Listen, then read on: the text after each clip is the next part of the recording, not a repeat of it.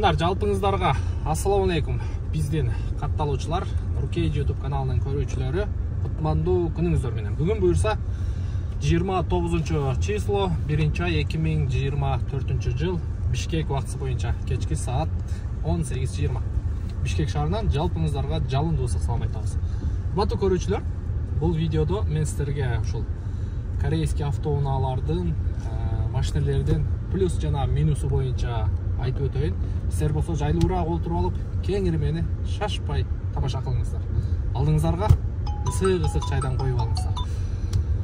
Буюрса азыр үйдөн чыгып, анан бүгүн да бир тууганыбыздын алган машинеси боюнча чагылдырып берели. Kia Kasem 2020 жылкы 3 объем газ, урулган, тешилген, краска болгон детальдары жок. Видеонун аягында көрөсүздөр. Кыргызстанга келиши менен $9500 тугандар. Плюс растаможкасы бар $3000. $12500 ошол машина турат. Бизден алыстабай биз менен бирге болуңуздар тугандар.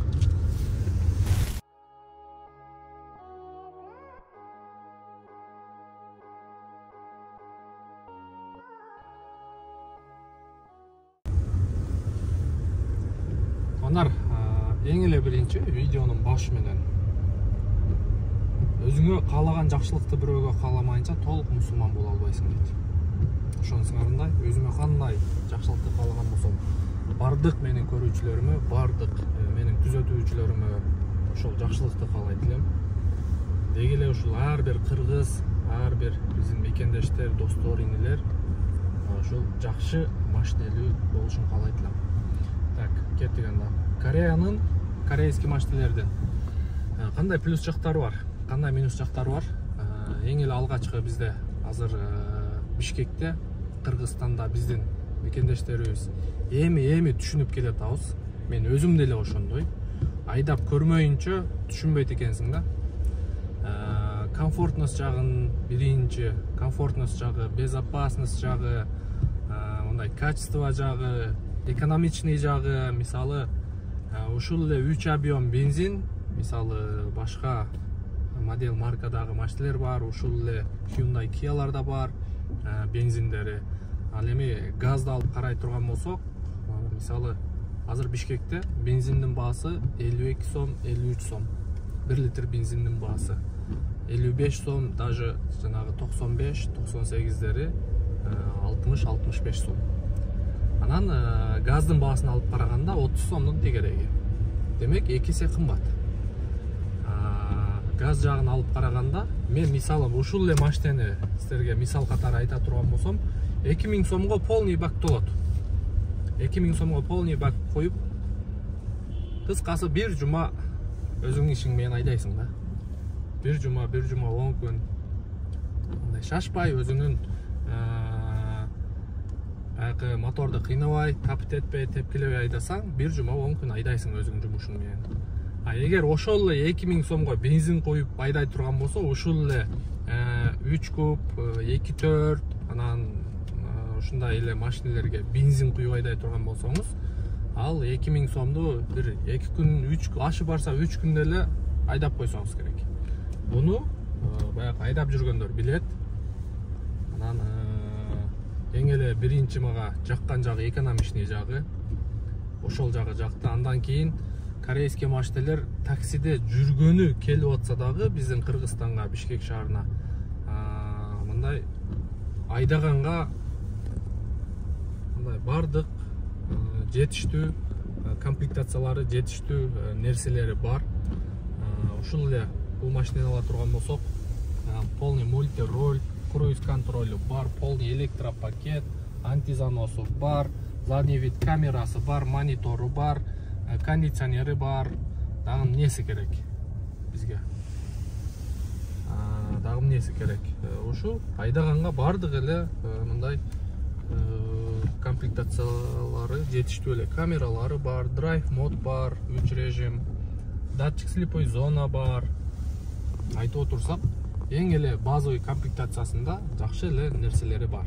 Менин жеке түшүнүгүм боюнча корейский машина эң эле биздин Кыргызстанга мындай татыктуу, достойный машина экен. Биздин Кыргызстанда себеби экономичный жагына көп ойлошобуз. Баарыбызга эле ошол экономичный болсо, ошол нерсе жакшы болот. Себеби айдаган машинең чоң болуп, мындай аз чыгым кылып атса, ал нерсе кимге эле жакпасын, туурабы? Ушундай туугандар. Анан бензинди күрөп аткан болсо, анда бир аз кыйналып каласың. Чындыгында кыйын болуп калат. Таксиде иштейсиңби, башка жакта айдайсыңбы, кыйын болуп калат. А бул машиналерди мисалы таксиге иштетсең дагы, мындай айтканда, актайт өзүн өзү. Анан корейский машиналер боюнча буюрса,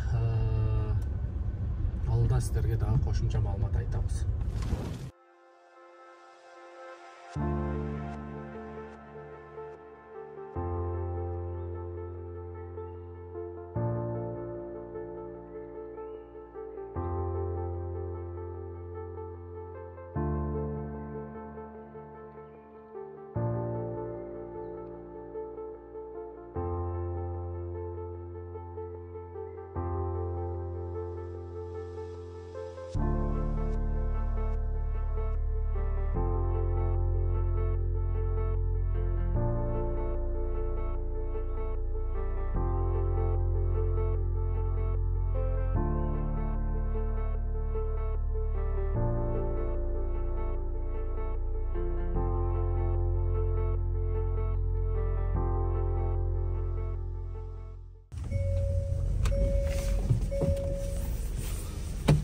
Азыр Гумда билесиздер, 24 саат иштеген Доскредо банк бар.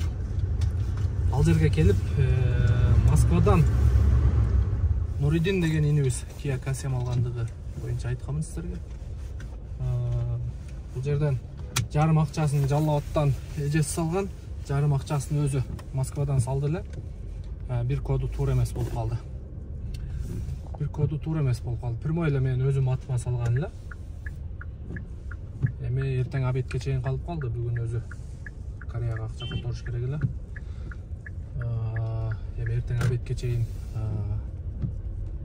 ишин бүтүрүп, буюрса акчаларын алып, которчу жака которуп, өзүнүн кызмат акын алып калабыз.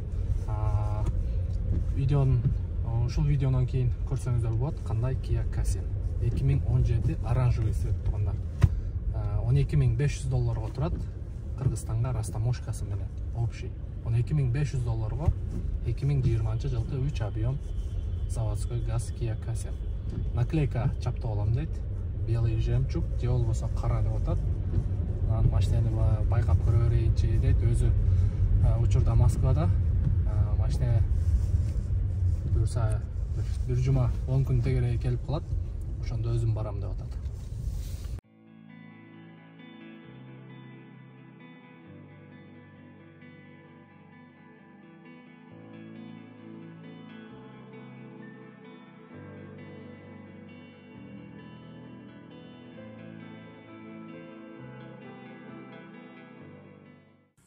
Негизинен ушундай туугандар, буюрса корейский машиналер боюнча өзүңүздөр дагы жакшы байкап калдыңыздар болуш керек. Бул Бишкек шаарында деги эле Кыргызстанга аябай көп кирип атат. Бизде өзү Кыргызда мындай эле өзүбүзчө варианттар түшүнгөндө, бизде кайсы эле машина көбөйө баштаган болсо, демек ал машинеге спрос көп. Спрос көп машина биздин кыргыздар үчүн жаралган машина. Башында билесиздер, Audi 100, Audi Сотка, Переходка, 80, Бочка, Старушка деген машиналар келгенде дагы Кыргызстанда аябай хит болгон, аябай көп болгон. Андан кийинки автоунааларыбыз бул Япошкалар кирген. Япошкалар киргенде дагы аябай хит болгон. Ал унаалар дагы аябай көп болгон туугандар. Honda Fit автоунаасын өзүңүздөр жакшы билесиздер, элдин сүймөнчүлүгүнө ээ болгон автоунаалардын бири. Эми азыр 21 кылым 23 жылдан баштап мына ушул сиздер көрүп турган корейский автоунаалар өтө популярдуу болуп атат. Анан бар жогуна өзүңүздөр дагы баамдап калдыңыздар. Экономичный жагы биздин Кыргызстандын жолуга, анан комфортность жагы, качество жагы дагы накта биздин кыргыздар үчүн жаралган машина эле. Анан көптөр айтышы мүмкүн, запчасы жок, запчасы кымбат деп. Бул машиналердин запчасы Бишкек шаарында мындай проблема деле эмес.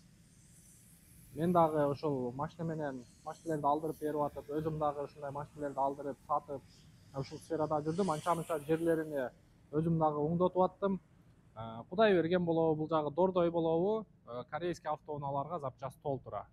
Анан шаарда дагы бурч-бурчтарда магазиндер көп болуп калды. Акыркы убакта автозапчасть из Южной Кореи деп жазып алып барсаңыздар, сиздер издеген запчасттарды ошондой магазиндерден дагы тапсаңыздар болот.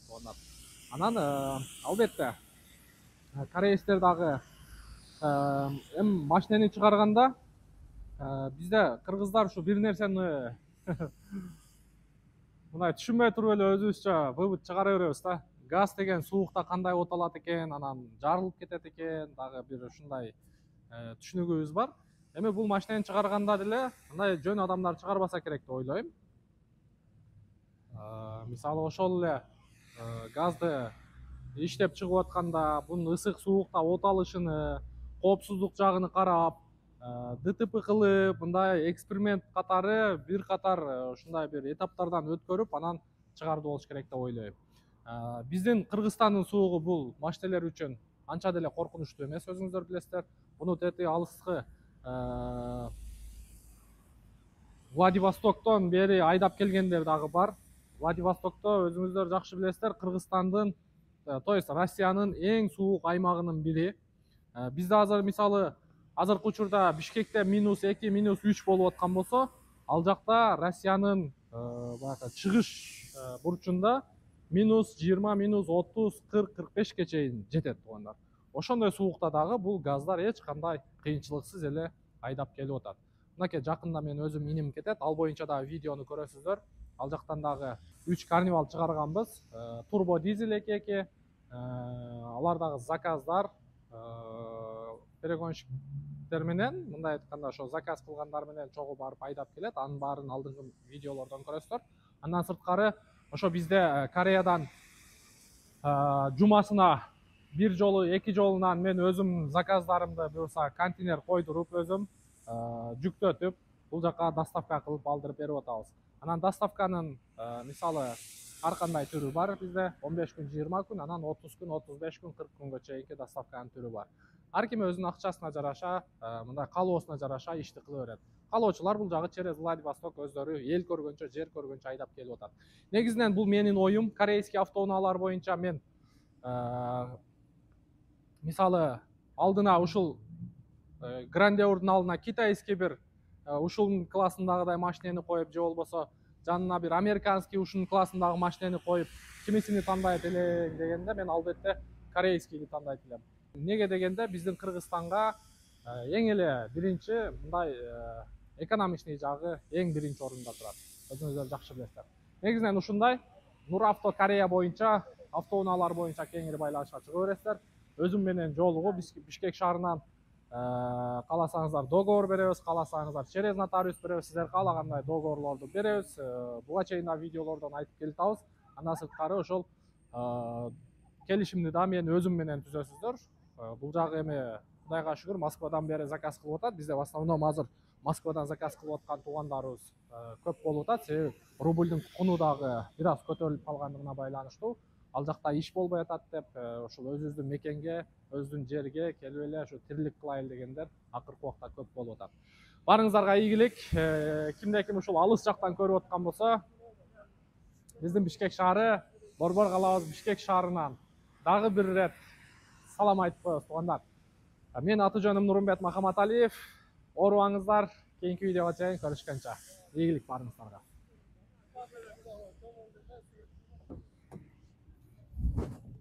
Bismillahirrahmanirrahim.